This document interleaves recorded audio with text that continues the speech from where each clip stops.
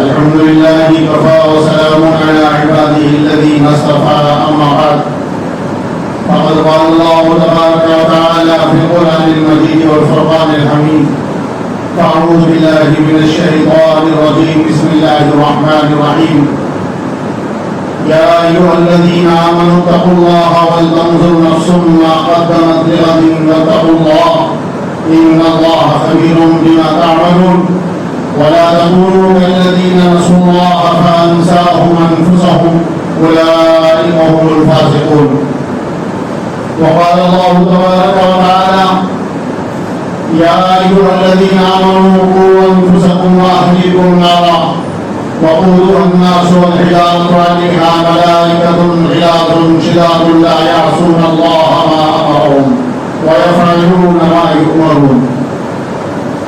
قال النبي صلى الله عليه وسلم ألا كلكم راع وكلكم مسؤول عن رعيته أو كما قال عليه الصلاة والسلام.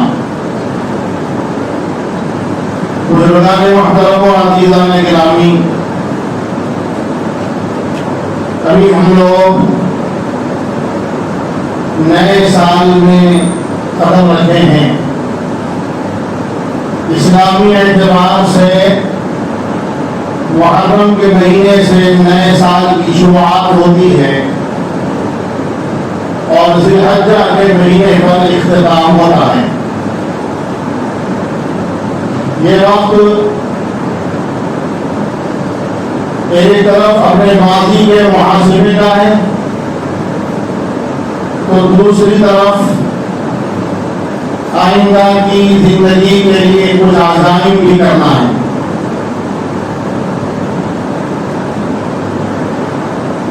اور حدیث پاک میں رسول کریم صلی اللہ علیہ وسلم نے امت کو یہ تلقین فرمائی کہ تم اپنا محاسبہ کیا کرو، اپنا حساب لیا کرو قبل اس سے کہ تمہاری زندگی کے بارے میں تم سے حساب لیا جائے. اپنی زندگی کا حساب دینا ہے. حساب دینے سے پہلے دنیا میں ہم کو اپنا حساب کر لینا. اسی لیے قرآن کریم اللہ تعالیٰ نے فرمایا جس کو میں خطبے میں تلاوت کی کہ ایمان والوں کو اللہ سے ڈرتے رہو اور ہر شخص کو دیکھتے رہنا چاہیے کہ اس نے کل قیامت کے لیے آگے کیا بھیجا ہے. یا ایھا الذین آمنوا اتقوا اللہ ولتنظر نفس ما قدمت لغد. پھر آگے فرمایا واتقوا اللہ ان اللہ خبیر بما تعملون. اور تم اللہ سے ڈرتے رہو، تم جو کچھ کر رہے ہو اللہ کو تمہارے ہر عمل کی خبر ہے. تم جو کچھ کر رہے ہو اللہ ہر بات کو ہر عمل کو جانتا ہے. وَلَا تَكُونُوا كَالَّذِينَ نَسُوا اللَّهَ فَأَنسَاهُمْ أَنفُسَهُمْ أُولَئِكَ هُمُ الْفَاسِقُونَ. اور تم ان لوگوں کی طرح ہو جاؤ جنہوں نے اپنے آپ کو بھلا دیا، پھر اللہ نے ان کی جانوں کو ان سے بھلا دیا اور وہی لوگ فاسق ہیں. قرآن آیت شریفہ میں بھی توجہ دلائی گئی ایمان والوں کو کہ تم نے کل کے لیے کیا کیا اور کل آنے والے جو تمہارے سامنے آخرت ہے، آخرت کی منزلیں ہیں، اس کی تمہیں کیا تیاری. اس میں میرے بھائیوں میں بزرگوں نئے سال کی شروعات میں پچھلی زندگی کا محاسبہ بھی کرنا ہے کہ ہم نے پچھلی زندگی کیسے گزاری، اللہ کی کتنی فرمانبرداری کی اور کتنی نافرمانیاں ہوئی، ہم نے کتنے نیک اعمال کی، کتنی برائیاں سرزد ہوئی، بندے کو اس کا حساب بھی کرنا ہے. دوسرے آئندہ کی زندگی اپنی کیسی گزارنی ہے یہ بھی طے کرنا ہے. اس لیے کہ یہ جو سال جب آتا ہے نیا تو اس سے ہماری زندگی بڑھ رہی، زندگی کم ہو رہی. ہماری ایک سال گزر گیا تو ہماری زندگی کا ایک دن گر گیا، ہماری زندگی کا ایک سال کم ہو گیا. ہم لوگ دھیرے دھیرے موت کے قریب ہوتے جا رہے ہیں، دنیا سے پیچھے ہوتے جا رہے ہیں. ظاہر بات ہے کسی کی عمر اللہ تعالیٰ نے دنیا میں 60 سال رکھی، اب 40 سال ہو گئے، 50 سال ہو گئے، نیا سال آ گیا تو اس کی زندگی بڑی نہیں، اس کی زندگی تو گھٹ گئی، بقیہ زندگی جو بچی ہوئی اس کی 10 سال بچ گئے، کسی کے 70 سال ہے تو 20 سال بچ گئے. تو گویا آدمی کو اس وقت اپنی زندگی کا محاسبہ کرتے ہوئے آخرت کی فکر کرنی ہے. دنیا کے حالات بتا رہے ہیں کہ اس وقت انسانیت کس طرف جا رہی ہے اور خاص طور سے امت مسلمہ کی زندگی کس جگہ پہ ہے. اس وقت کی حالات سے امت دو چار ہے. پوری دنیا میں فسق و فجور کا دور ہو رہا ہے. کفر و شرک سب اٹھا کر وہ چل رہے ہیں اور باطل طاقتیں ساری دنیا کے مسلمانوں کو اپنے شکنجے میں جکڑتے جا رہے ہیں اور ساری دنیا کا جو نظام ہے وہ تعطل کا شکار ہے اور اس نظام کے اندر بہت ساری خرابیاں آ چکی ہیں اور پوری دنیا مسائل سے دوچار ہے. ایک طرف امت مسلمہ کے ایمان کو خراب کرنے کی سازشیں چل رہی ہیں، کہیں ارتداد کی لہریں اٹھی ہوئی ہیں، کئی مسلمان بچیاں مرتد ہو رہی ہیں، کئی مسلمان مرد مرتد ہو رہے ہیں، کوئی قادیانیت کو اختیار کر رہا ہے، کوئی کسی اور مذہب کو اختیار کر رہا ہے اور بے دینی کا عالم یہ ہو چکا ہے. اس امت کا دین سے دوری، دین بیداری کی ایک کیفیت آ چکی ہے کہ ایمان سے ہاتھ دھونے کو تیار ہیں، چند ٹکڑوں کے خاطر، چند ڈگریوں کے خاطر ایمان کا سودا کرنے کو تیار ہیں. کتنے نوجوان ایسے ہیں جو اپنا مذہب تبدیل کر رہے ہیں. حالات بتا رہے ہیں کہ دنیا کے حالات بتا رہے ہیں کہ اس وقت پوری امت مسلمہ ارتداد کے دہانے پر کھڑی ہوئی ہے. باقی کی سازشیں کامیاب ہوتی نظر آ رہی ہے. ابھی گزشتہ ہفتے ہمارے ملک کے اکابر نے بڑے بڑے اخبارات کی جو ہے حوالوں سے بات لکھی ہے. پچھلے 3 سال میں ہندوستان کے اندر 40,000 لڑکیوں نے اسلام کو چھوڑ کر ارتداد کو قبول کیا، اپنے مذہب اسلام کو چھوڑ کر دوسرے دھرم کو قبول کیا، غیر مسلموں کے ساتھ اپنی شادیاں رچائی. 40,000 لڑکیاں معمولی بات نہیں ہے. ان کا کون رونے والا ہے؟ اس پر کون اس کا افسوس کرنے والا ہے؟ ان حالات کے اوپر کس کو تکلیف ہو رہی ہے؟ ساری امت اپنی اپنی زندگی کے جس جگہ پہ چل رہے جو کوئی زندگی جس شہر پہ گزر رہی اپنی خواہشات کو پوری کرنے میں لگے ہوئے ہیں، اپنے جی کے چوچلوں کو پورے کرنے میں لگے ہوئے ہیں، اپنے وہی شادی کیا، اپنا وہی دھوم دھڑاک ہے، وہی اپنا عیش و عشرت کی زندگی، کوئی سوچنے کو تیار نہیں ہے. اور کسی کے اندر پریشانی پر کوئی سنکٹ آ رہی ہے، نہ کسی کے سر میں کوئی جنبش ہو رہی ہے، نہ کسی کے ایمان میں کوئی حرکت اور تازگی پیدا ہو رہی ہے. دوسری طرف اس ملک میں باقی طاقتوں کی طرف سے مسلمانوں پر مظالم کے پہاڑ توڑے جا رہے، کئی موب لنچنگ کے نام پر مسلمانوں کا قتل کیا جا رہا اور پھر حکومتیں اور ذمہ دار لوگ اس کو کوئی حادثہ قرار دے کر اس کو ٹوکری میں ڈال کر چلے جا رہے ہیں.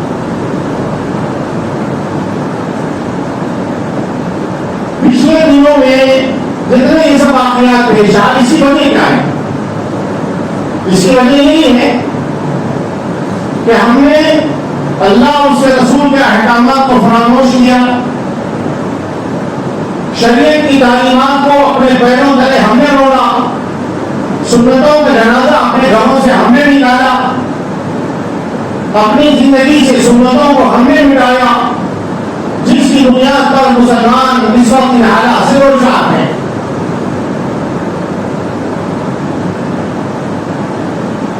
پچھلی زندگی میں جو ہو گیا، پچھلے سال جو کچھ ہو گیا اس پر ندامت ہو، اللہ سے توبہ استغفار ہو، اور دوسرے آئندہ کے لیے عزم کرنا ہے کہ ہمیں اس ملک میں رہنا ہے، اپنے پورے اسلامی تشخص کے ساتھ زندگی گزارنا ہے. اس لیے کہ ہمارے اکابر نے، بزرگوں نے، اولیاء کرام نے قربانیاں دے کر اس ملک کو آزاد کرایا.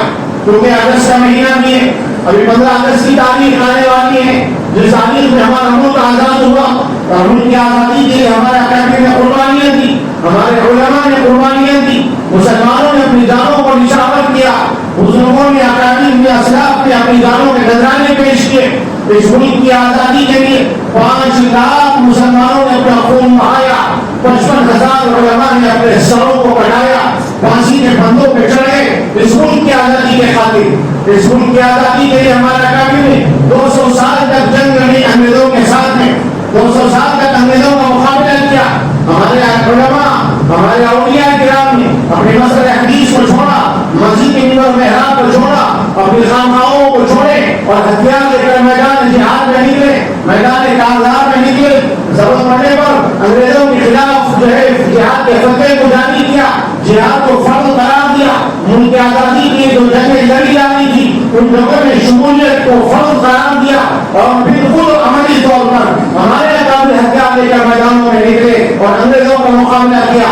200 سال تک انگریزوں سے لڑنے کے بعد میں جب کہیں یہ ملک آزاد ہوا، ہمارے اکابر کی کیا چاہت تھی، ہمارے بزرگوں نے کیوں قربانیاں دی، ملک کی آزادی کا خواب کیوں دیکھا؟ اس لیے کہ انگریز اس ملک پر حاوی ہیں، انگریزوں کا تسلط ہو چکا تھا، انگریزوں کے تسلط کی وجہ سے لادینیت پھیل رہی تھی، مذہب بیداری پھیل رہی تھی، مسلمان اتحاد کے دعوے پر کھڑے تھے، مسلمانوں کے ایمان کو برباد کیا جا رہا تھا، پورے ملک کے اندر انسانیت اور ظلم کے پہاڑ توڑے جا رہے تھے۔ ہمارے اکابر کا خواب تھا اس ملک کے مسلمان اپنے پورے اسلامی تشخص کے ساتھ زندگی گزارنا، سر سے لے کے پیر تک اپنے حلیے کو اسلامی بنا کر جینا، اس ملک میں پوری آزادی کے ساتھ میں اسلامی شاعری کا احترام کرتے ہوئے اسلامی احکامات پر عمل کرنا، اسلامی تعلیمات پر چلنے والی پوری آزادی حاصل ہو جانا، اس کے لیے ہمارے بزرگوں نے قربانی دی۔ ہمارے قابل کوئی عہدے کے لیے، ہمارے بزرگوں نے کرسی کے لیے، حکومت کے لیے ہمارے بزرگوں نے قربانی نہیں دی، بلکہ جب حکومت کے عہدے ہمارے بزرگوں کے پاس آئے تو اپنی جوتیوں کی ٹھوکروں میں رکھ دیا اور اس کو لات مار دیا اور صاف کہہ دیا ہمارا منشا حکومت کرنا نہیں تھا، ہمارا منشا کرسی پہ بیٹھنا نہیں تھا، ہمارا منشا تو یہ ہے کہ ہم ملک کی آزادی چاہتے تھے، لہٰذا ہم نے ملک کو آزاد کرا دیا۔ آزادی کے بعد ہمارے قابل نے ملک کی تقسیم کی مخالفت کی، پاکستان کے بننے کی مخالفت کی اور کہا کہ نہیں، اس ملک میں کثرت جو ہے وحدت پہ کثرت کا ہم کو وجود پیش کرنا ہے، مثال پیش کرنی ہے، لہٰذا ملک کو چھوڑ کے مت جاؤ۔ ہم نے جو قربانیاں دی، جس دن کے خواب دیتے تھے اس خواب کو تم چکا چور مت کرو، وہ خواب اپنے شرمندہ تعمیر ہونے کو ہے، ملک نہ چھوڑو، ملک ہمارا عظیم رہے گا، ملک کے اندر اتحاد سے ہم باقی رہیں گے تو ہماری ایک شان رہے گی۔ لیکن کچھ لوگوں نے مانا نہیں اور ملک کے ٹکڑے کر دیے، اس کے بعد سے مسلمانوں کو اور پستی کا سامنا کرنا پڑا۔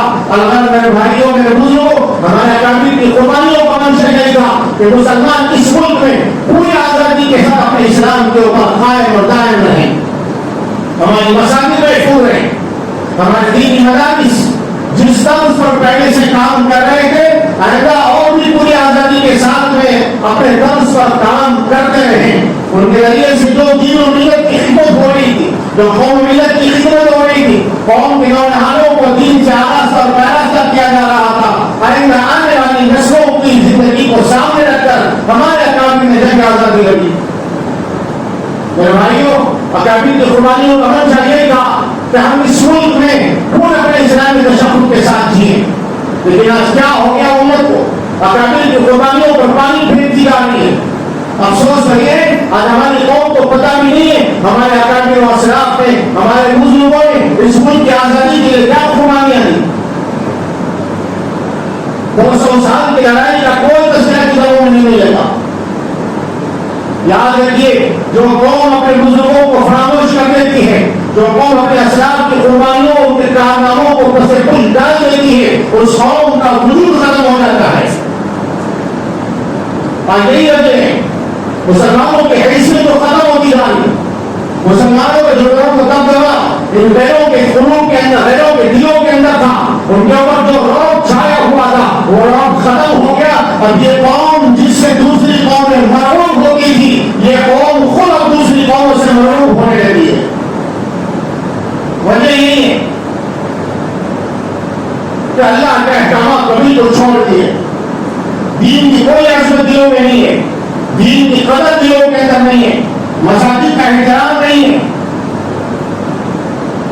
اللہ سے تعلق ٹوٹا، اللہ کے نبی کی سنتوں سے دوری بڑھتی گئی، جس کی بنیاد پر اس امت ان حالات سے گزر رہی ہے۔ آج اس ملک کے اندر ہماری کیا حیثیت ہے؟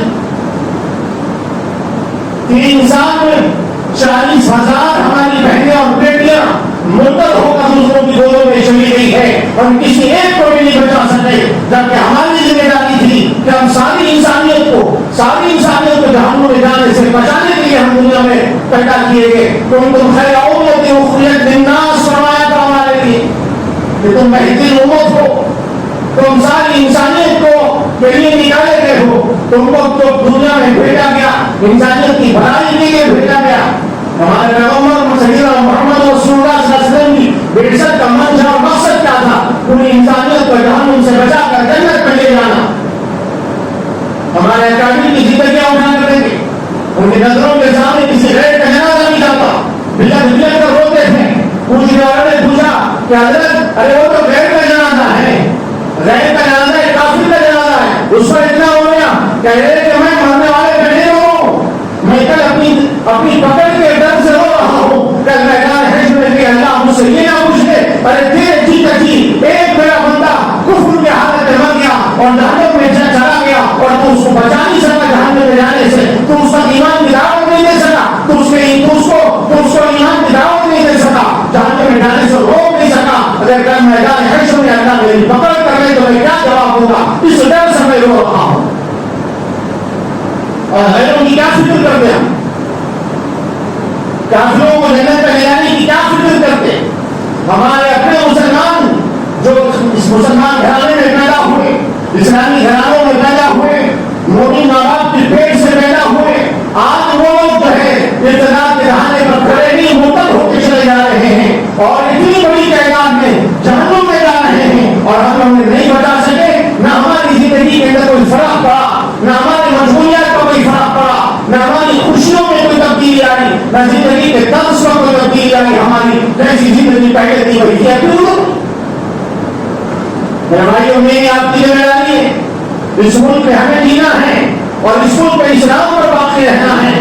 اس کے لیے اپنے اولاد کی تعلیم و تربیت کی فکر کرنا ہے، اپنے اولاد کو بچانا ہے۔ آج لوگ کہتے ہیں ارے اتنے بچیاں مرتد ہو جا رہے، مسلمان گھرانوں کی لڑکیاں غیروں کے ساتھ بھاگ کے جا کے شادیاں کر لے رہے، علماء کیا کر رہے ہیں؟ علماء کیا کر رہے ہیں؟ یہ سوال، اگر یہ سوال ہم آپ سے پوچھیں آپ کیا کر رہے ہیں؟ جسے گھر کی بیٹیاں جا رہی، ہماری قوم کی بچیاں، ہمارے گھرانوں کی بیٹیاں بھاگ کے جا رہی، ماں باپ کیا کر رہے ہیں؟ خاندان والے کیا کر رہے ہیں؟ بھائی کیا کر رہے ہیں؟ ان کے یہ احساس ہمارے اندر نہیں ہے۔ علماء اپنا کام کر رہے، امت کو جگا رہے، شعور بیدار کر رہے، اٹھ رہے، تو جو ہے اپنے اندر کی جو ہے گھٹن کو اور اپنی فکر کو امت کے سامنے پیش کر رہے، یہ شعور بیدار کر رہے، احساس دلا رہے، اور کیا کر سکتے ہیں؟ اور ہماری ذمہ داری ہے آئندہ اپنی بچی ہوئی اولاد کو بچانے کے لیے ان کی تعلیم و تربیت کی فکر کریں، ان کے ایمان و عقیدت کو مضبوط کریں، اپنے گھروں کے ماحول کو درست کریں، نماز کی پابندی کرائیں۔ قرآن کریم اللہ خود فرمائے ان الصلاۃ تنہی عن الفحشاء والمنکر، بے شک نماز بے حیائی اور فحش کاموں سے روکنے والی ہے، نماز کے اندر وہ طاقت برائیوں سے روکتی ہے۔ لیکن آج نماز کے اوپر ہماری اولاد قائم نہیں ہے، نماز کے اوپر ہمارے گھر والے قائم نہیں ہے۔ ہفتے کے 6 دن گزر جاتے، مسجد میں سنت نہیں نکالتے، مسلمان مسجد کے کام کریں، مسجد کے میچ سے اور جو ہے اسپیکر کا اذان کی آوازیں ہمارے گھروں کے کھڑکیوں کے ذریعے ہمارے کانوں تک پہنچتی ہے، اس کے باوجود بھی ہفتے کے 6 دن مسجد میں آنے کی توفیق نہیں ملتی۔ ایک جمعہ کے دن 2 رکعت نماز پڑھ کر خود شہید میں مبتلا ہے کہ میں تو مسلمان ہوں۔ گھر میں عورتوں کی نماز کی فکر نہیں، اولاد بے نمازی اس کا احساس نہیں ہے۔ نماز کے اوپر کھڑا کرو اپنی اولاد کو، 5 وقت کی نماز ہر مرد و بچہ بالغ مسجد میں آ کے جماعت نماز ادا کرے، عورتیں اپنے گھروں میں نماز کا اہتمام کرے، لڑکیاں اپنے گھروں میں نماز کا اہتمام کریں، دوسرے ان کی قرآن کی تعلیم کی فکر کریں۔ مساجد کے مقاصد کا نظام ہے، اپنے چھوٹے بچوں کو مکتب میں بھیجیں، بچے بڑے ہوں گے، بچیاں بڑی ہوں گی، ان کو کسی معلمہ کو لگا کر ان کو دینی تعلیم سکھائیں، ان کو قرآن تجوید کے ساتھ پڑھنا سکھائیں، ان کا قابل کو درست کریں، اور گھر میں ایمانیات کے تذکرے ہوتے رہنا۔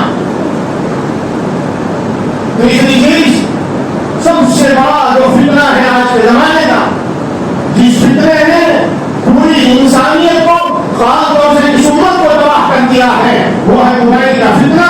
24 گھنٹے ہمارے گھروں کے اندر جو ماحول ہم دیکھ رہے ہیں. 2 بجے رات تک اولاد سوتی نہیں, 2 بجے رات تک بچے سو رہے نہیں, 2 بجے رات تک عورتیں سو رہی نہیں, کوئی احساس نہیں ہے. موبائل کے اوپر اپنا وقت ضائع کر رہے ہیں. الوقت زمین, ارے وقت بڑا قیمتی ہوتا ہے, گیا وقت پھر ہاتھ آتا نہیں, وقت کی قدر نہیں ہے.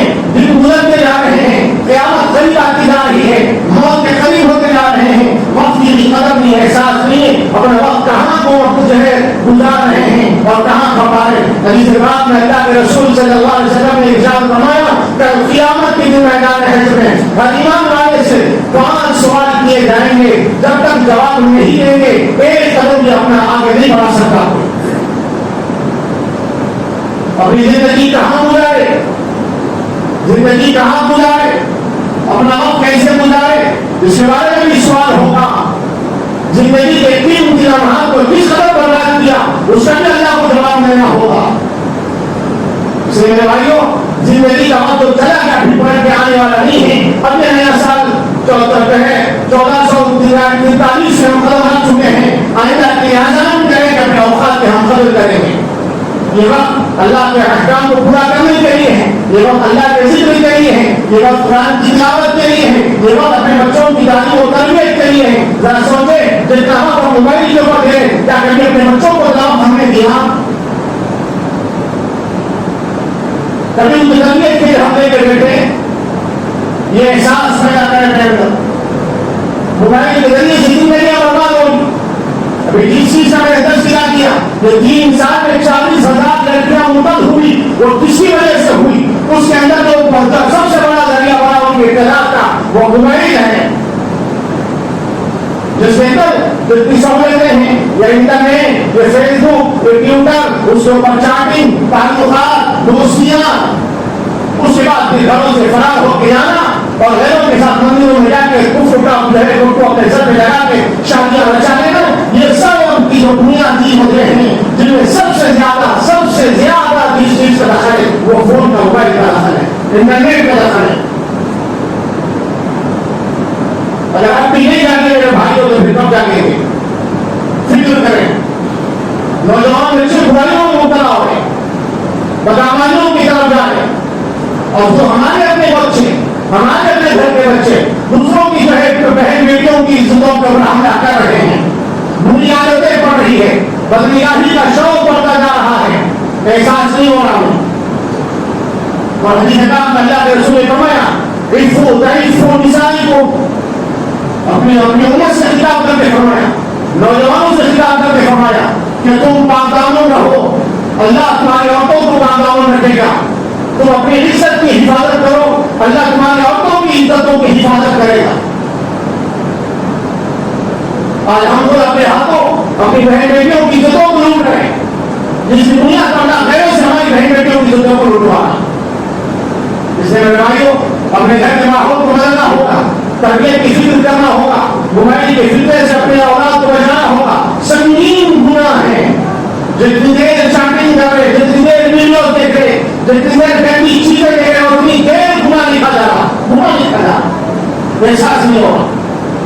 گھنٹوں گزر جا رہے, نماز کا وقت نکل جاتا, نماز کا وقت نکل جا رہا, اس کی وجہ سے نماز جیسے فریضے کی تکمیل فکر میں ہوئے ہیں. تیسری چیز, چوتھی چیز, ہمارے اپنے معاشرے کی بیٹا رسم و رواج, ہمارے اپنے معاشرے کے اندر ہم نے جو شادی بیاہ کو مشکل بنا دیا, جس کے اندر بے تحاشا مال کا خرچ اور برائیاں اور فحشاں اور حرام کام جب سے ہونے لگے ہیں, اس وقت سے گھروں میں بیٹا بیٹھی ہوئی ہے, ان دونوں گزرتی چلی جا رہی, جس کی بنا پر بعض عورتیں بعض لڑکیاں مجبور ہو کے قدم اٹھانے. اس لیے ہمیں اس نئے سال کے آغاز سے موقع بیان نہیں کرنا ہوگا کہ ہمارا ہر کام انشاءاللہ سنت کے مطابق ہوگا, اللہ اس کے رسول کے بتائے ہوئے طریقوں پر اپنی زندگی گزاریں گے. خوشی کا موقع ہو یا غم کا موقع ہو, اللہ اس کے رسول کو ہر چیز فراموش نہیں کریں گے. خوش اور غم کے موقع پر جو اللہ اس کے رسول کی تعلیمات ہے ان تعلیمات کو اپنائیں گے, اس پر عمل کریں گے. لحاظ پر حوصلے کے ساتھ ہمیں کھڑا ہونا پڑے گا. اور آخری بات, اس ملک میں ہمیں جینا ہے تو پھر اپنے اندر حوصلے پیدا کرنا ہوگا، ہمت پیدا کرنا ہوگا۔ بزدلی کی زندگی نہیں جی سکتے، بزدلی کی زندگی سے تو موت اچھی ہے۔ اپنے اندر ہمت اور حوصلے پیدا کرنا، اپنے اندر شعور پیدا کرنا، ذہنی طور پر اپنے آپ کو تیار رکھنا۔ ہمیں اس ملک میں ہر چیز کا مقابلہ کرتے ہوئے جینا ہے، ہمیں پورے حقوق ہم کو جو ملے ہیں اپنے حقوق کی پاسداری کرنا ہے، اس کو حاصل کرنا ہے۔ ہم بالکل دستور کے مطابق، قانون کے مطابق اپنا حق حاصل کرنے کے لیے کوئی بھی قربانی دینے کو پیچھے نہیں ہٹیں گے۔ جیسے ہمارے قابل نے ملک کو آزاد کرانے کے لیے قربانیاں دی تھی، ہمیں اس ملک میں اپنے حقوق کو پانے کے لیے، اپنے حقوق کو حاصل کرنے کے لیے اور اپنے اسلام اور اسلامی تشخص کی بقا کے لیے حق قربانی دینے کے لیے تیار رہنا پڑے گا۔ اور یہ حوصلے ہوں گے تو پھر آنے والے حالات میں جینا ہمارے لیے آسان ہوگا اور حالات کا مقابلہ کرنا ہمارے لیے مشکل نہیں ہوگا اور حالات ہمارے اوپر بوجھ نہیں بنیں گے، بلکہ جیسے ہمارے اسلاف نے حالات کا مقابلہ کرتے ہوئے آگے بڑھے، کامیابی حاصل کی، ہم بھی انشاءاللہ حالات کا مقابلہ کرتے ہوئے آگے بڑھیں گے، کامیابی حاصل کریں گے۔ اس لیے اپنے اندر شعور پیدا کرنا، تعلیمی قابلیت پیدا کرنا، اسکول اور کالج کے اندر جو بچے پڑھ رہے ہیں ان کو اور اعلیٰ سے اعلیٰ تعلیم حاصل کرانے کی کوشش کرنا۔ اگر ہم تعلیمی میدان میں آگے بڑھیں گے تو پھر آگے ترقی کے مواقع فراہم ہوتے چلے جائیں گے، ترقی تو ہمارے قدموں میں آ کر گرے گی، کامیابی ہمارے قدم چومے گی۔ تعلیم بہت ضروری ہے، تعلیم کی طرف توجہ دیں، اپنے اولاد کو دین کی تعلیم بھی دلائیں، دنیا کی تعلیم بھی دلائیں، اور اس کے ساتھ ساتھ میں بھائیوں جو محرم کے مہینے میں یوم عاشورہ آنے والا ہے، یوم عاشورہ کی اسلام میں بڑی اہمیت ہے۔ اس کی اہمیت شہادت امام حسین کی وجہ سے نہیں ہے، بلکہ اس کی اہمیت تو جب سے دنیا قائم ہے یا جب سے دنیا کا وجود ہوا اسی وقت سے اللہ تعالیٰ نے اس کی عظمت کو دنیا کے اندر بتایا۔ ہر اچھے کام کو اللہ رب العزت نے محرم کی 10 تاریخ کو شروع فرمایا ہے۔ انشاءاللہ اگلی جمعہ اس موضوع پر گفتگو ہوگی۔ 10 محرم کو روزہ رکھنا سنت ہے، اور اس کی فضیلت کے بارے میں فرمایا گیا کہ 1 سال کے گناہوں کا کفارہ ہے، اور جناب نبی کریم صلی اللہ علیہ وسلم نے آخری وقت میں فرمایا تھا اگر اگلے سال میں زندہ رہا تو پھر انشاءاللہ محرم کی 10 تاریخ کے ساتھ ایک اور دن کو ملا لوں گا، 9 یا 10 کو، اور امت کو تعلیم 9 یا 11 کو، اور یہ تعلیم بھی کہ 10 محرم کے روزے کے ساتھ 9 کا روزہ یا 11 کے روزے کو بھی ملا لینا، اس لیے کہ یہود کی مخالفت کرنا ہے، اور ضروری نہیں ہے، بہتر یہ ہے کہ 9-10 کو روزہ رکھیں یا 10-11 کو رکھیں۔ اگر کوئی 9-10 کا نہیں 10-11 کا نہیں رکھ سکتا تو کم سے کم 10ویں تاریخ کا روزہ رکھے۔ وہ دن روزہ رکھنے کا ہے، دعائیں کرنے کا ہے، اللہ سے مانگنے کا ہے، قبولیت کے اوقات ہوتے ہیں، قبولیت کی گھڑیاں ہوتی ہیں، اور عاشورہ کو اس کے دعاؤں کا خوب اہتمام کریں، ذکر و اذکار میں اور تلاوت قرآن میں، نماز میں اپنا وقت گزاریں، اور اپنے لیے اور آنے والی نسلوں کے لیے اور آنے والے امت کے لیے، اپنے ملک کے لیے اور سارے عالم کے مسلمانوں کے دین و ایمان کی حفاظت اور بقا کے لیے دعاؤں کا اہتمام کریں۔ اللہ تعالیٰ کی باتوں کو سمجھنے کی اور جو عمل کرنے کے لائق اور قابل باتیں ہیں ہم سب کو عمل کرنے کی توفیق عطا فرمائے۔ آمین۔ وآخر دعوانا الحمد للہ رب العالمین۔